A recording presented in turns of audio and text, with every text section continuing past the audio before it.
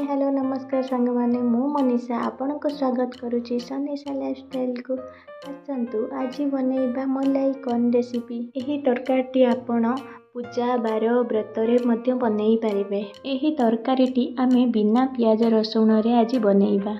रेसिपीटी को बनैबा को हमको अल्प जिनस दरकार।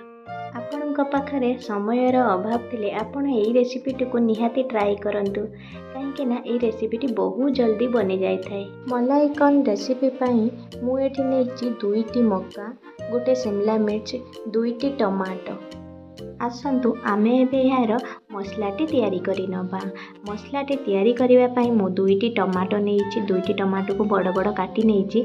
अल्प किछि कॉर्न नेछि, अल्प टिके अदा नेछि, आउ किछि काजू नेछि। सेथिरे अल्प टिके पानी देई एहाको ग्राइंडिंग करनबा। देखंतु एबे ग्राइंडिंग करि सारिबा परे पेस्टटी आमर केते स्मूथ हेछि। एबे आमे कड़ाई बसैबा। कड़ाईटी गरम हो सारला परे सेथिरे किछि आमे तेल दबा। तेल गरम हो सारिबा परे सेथिरे आमे किछि जीरा दबा। जीरा टिके फुटिले सेथिरे भृषंग पत्र आमे किछि दबा। एबे आमे जो पेस्टटी बनेई रखिथिले सेई पेस्ट को सेथिरे देई दबा। पेस्टटी देला बेले टिके दूरे ही रहिबे नले तेल छिटाटी आपनक ऊपर पड़ी जाई पारे। एबे आमे सेगुडी को सब भल भाबे मिसेई नबा। मिसेई सारिबा परे पेस्ट जो पानी थिबो ताकू आमे सेथिरे देई दबा। पेस्ट रे पानीटी देई सारिबा परे ताकू भल भाबे गुळेई नबा। गुळेई सारिबा परे ताकू किछि समय फुटिबा पई छाडी दबा।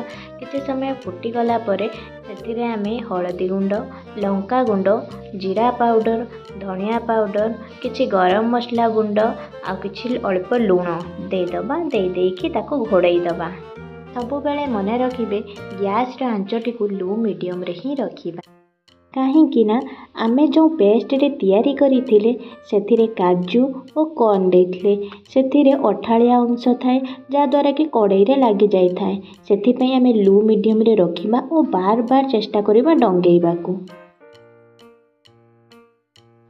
एबे आमे ताको फुटिबा पई किछि समय छाडी दबा।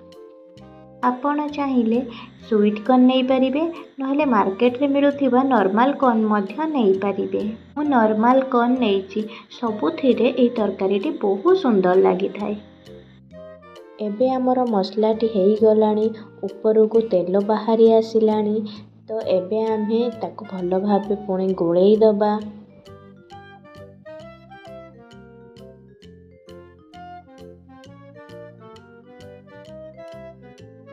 भल भाबे गुळेई सारिबा परे सेथिरे आमे कॉर्न, शिमला मिर्च आउ 2 चामच दही देई दबा। दहीटे देई सारिबा परे आमे ए सब को भल भाबे मिसेइबा।